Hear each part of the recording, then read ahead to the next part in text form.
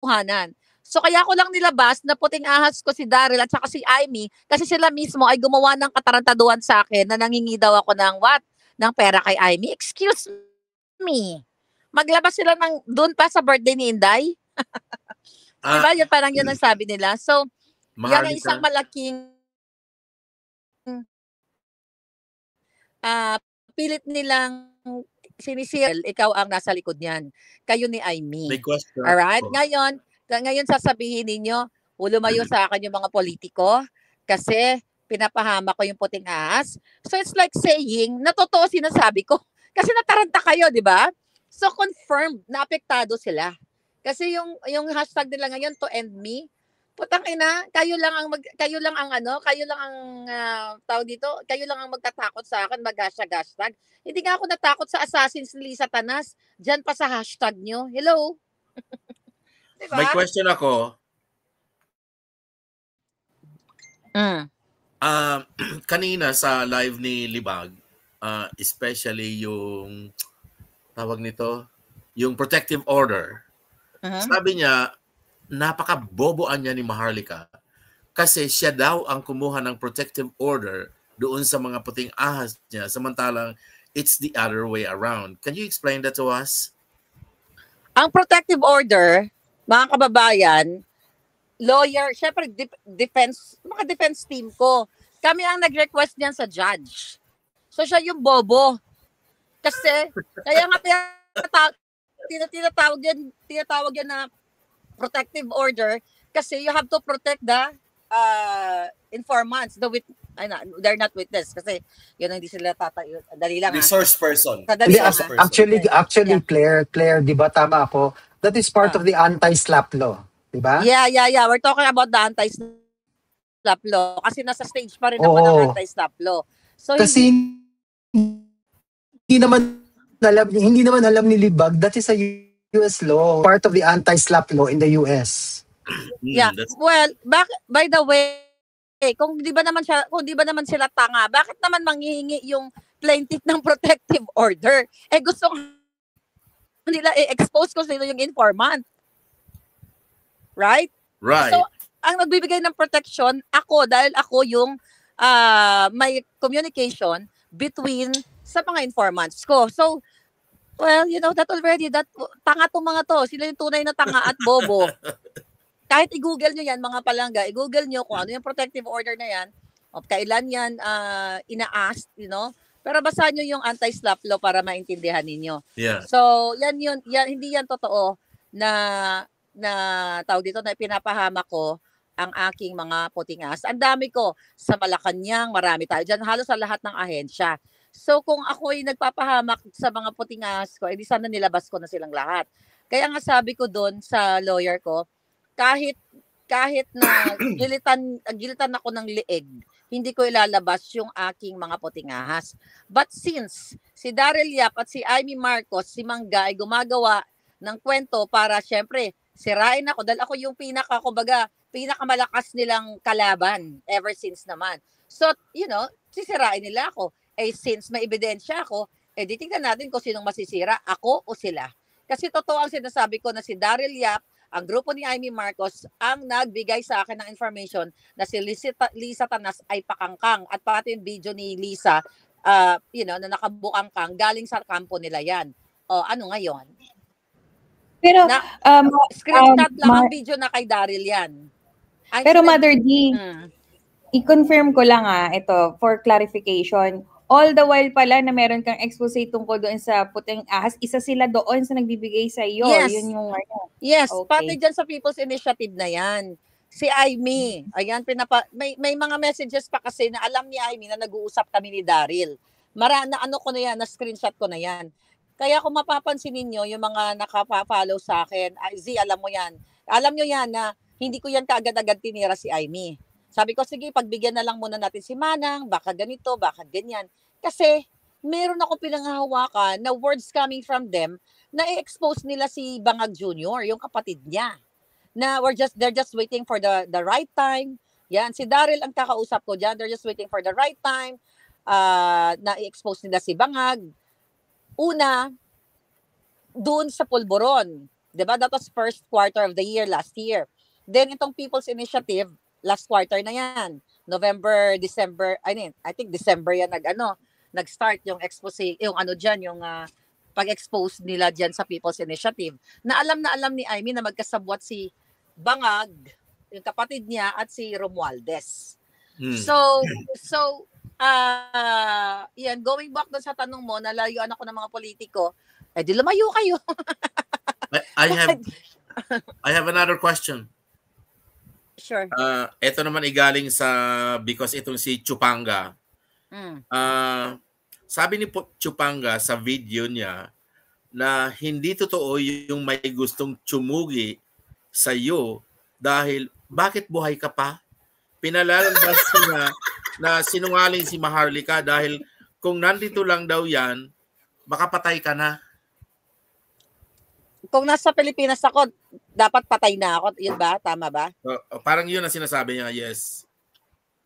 Hindi, maski daw sa The Hague. Bakit na naging safe ka naman daw sa The Hague?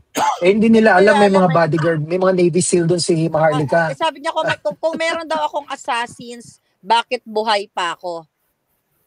Tama ba yun yung tanong? Tama. Sorry kasi na-drive ako. Bakit? Ibig sabihin, kapag may assassins o gusto kang patayin, sure na patay ka? Kaya nga nalaman, kaya nga tayo mayroon tayong informant. Actually, mayroon akong 3 affidavits sa case ko na 2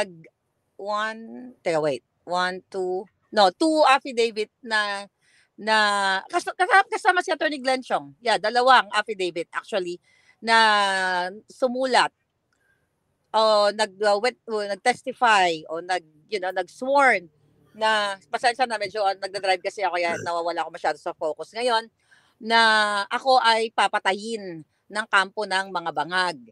Kaya nga ako nag-iingat.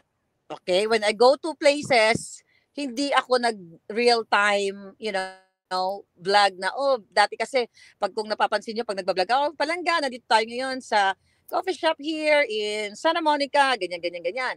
So, nag-iingat ako. Kasi ayokong magwagi ang mga assassins ng mga bangag. Yan ang katotohanan yan. Bakit si Inday? May death threat din.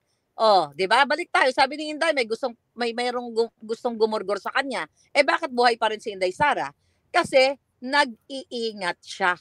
Yan lang ang simpleng explanation yan. Hindi porket ang isang tao ay may death threat o may assassins ay 100% patay ka agad o mamamatay, right? So, logical fallacy yun. Yeah. Yun yung kabubuhang fallacy nila. Sila ang tunay na bobo. Kasi syempre, alam mo, pag sinaksakan ng anesthesia sa ilong mo, sa ngangabels mo, di ba? Nakaka-apekto yan sa utak pag hindi nakayanan ng utak. Punong-puno silang ganyan ng ganyang substance sa katawan nila. So, kaya ganyan ang pag-iisip ng mga yan. Mamatay sila sa inggit, sa alindog natin, mga palangga.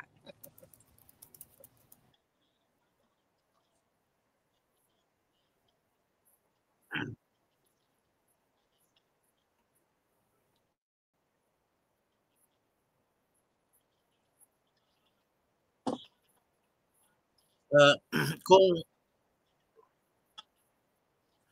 sana umakyat pa uli si Barista para matanong pa uli natin siya.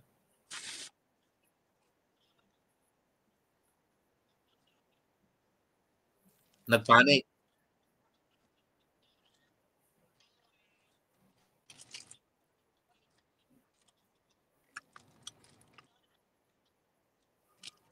Matagal na ako maatake kay Mangga. Bakit ngayon lang sila nasalta ng ganyang request? Yan kasi nangalingan. Ano to, bakit? Dahil kung gusto ko lang ng pera, hindi na ako umalis kay Lisa. Nandun sa pera, na kay Lisa ang kaba ng bayan, wala kay Amy. Si Lisa ang may hawak, ba't ako pupunta kay Amy? So lahat yan, paninira nila para syempre, mabilog nila yung kanilang mga trolls, pero napakatalino naman ng mga tao. At kung meron siyang ebidensya na nanghingi or what, ilabas niya. Ako may ebidensya ako na si Amy kasabwat ni Bangag at hindi totoo ang sinasabi niya na para sa sabayan. Di ba yung nilabas kong mga screenshot na yan? So yung mga ginagawa nila, desperate move yan. Nasabi ko naman sa inyo, nandun na ako sa tabi ni Lisa. 'Di ba? Bakit ko boboljakin si Lisa? Katabi ko na eh. Invited ako sa inauguration. Si Lisa nag-invite sa akin. Meron ba si Libag niyan? Kaso lang, nakita ko na, nanakawin nila yung pera ng bayan at gagawin nila. Kaya binolja ko sila. Tapos si Amy, nakakatawa naman. Labas nila yung mga sinasabi nilang ebidensya. Yan ay kasinungalingan. Dahil huling-huli na. Nagwala sila nung inilabas nung pinagdugtong-dugtong mo Alvin. Andito pa si Alvin, yung tungkol sa pag-hit niya ng MJ. 'Di ba? Desperado na sila kung ano-ano ang mga pagbabato sa kanila. Sabi ko nga, wala na po sila pwedeng ibato sa akin. Bayaran ni Duterte, bayaran ni Amy, pumatay ng tao, nagpokpok sa Cubao, lahat. Ano pa? Kaya nga ang kanilang bayaran ni Tambalusos, kaya wala na silang pwedeng ibato. Lahat ng mga kasinungalingan, binato na nila sa akin. Kaya, yung pwede nila.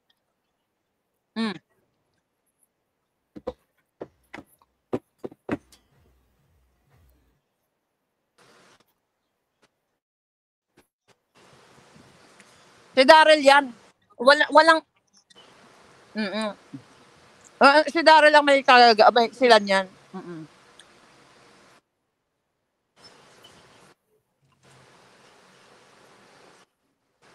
Yeah. Alam mo, nakakatawa, no? Tapos ang sabi doon pa daw ako nanghingi ng birthday ni Inday. Ang dami naman pagkakataon kung gusto mo manghingi. Bakit doon pa sa crowded? Na maraming nagla-live. My God. Sunshine Corazon na dito na uli si Barista.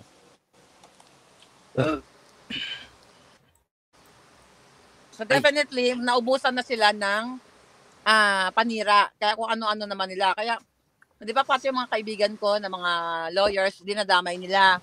You know, na, ay tama ba, Maui, na parang, bakit hindi siya pinagtatanggol ni ganito? Bakit daw ako hindi pinagtatanggol ni Attorney Vic, ni Attorney Glenn? Bakit naman nila ako pagtatanggol? Kayang-kaya ko naman mag-isa lang ako. Lahat sila, magsama-sama pa sila. So, dinadrag nila yung mga friends ko. So, kasi nga, desperado na ito. Sabi ko sa inyo, talaga sila ay mangga, double agent. They are not for Pangulong Duterte. They are for them. So, ni Amy Marcos. Later on, pati ng 2028, baka lalong dudurugin ang mga Duterte niyan. Kasi pinapadama nila yung mga Duterte supporters. Nililin lang nila. Kasi doon sa nilabas kong screenshot, kung totoong para si Amy Marcos para sa Pilipino, alam niya na ang People Initiative na yan ay kapatid niya, ang may pakana at ang pinsan niya. Pero bakit wala siyang ginawa? At alam niya na si PRRD ay pinakidnap ng kapatid niya at ni Lisa, ng pamilya niya. Pero bakit wala rin siyang ginagawa na talagang matindi para isabihin yan sa public? Wala siya sinasabi. Sinabi ba niya na ang People Initiative ay nasa likod yung kapatid niya? At sinabi ba niya harap-harapan sa inyo na kahit na harap-harapan sa inyo na si Pangulong Duterte ay pinakidnap ng kapatid niya? Wala. Puro lang, naku, ang tinitira na yung mga taong nasa paligid. Nagpapanggap siya na para siya sa mga Duterte, para siya kay Inday.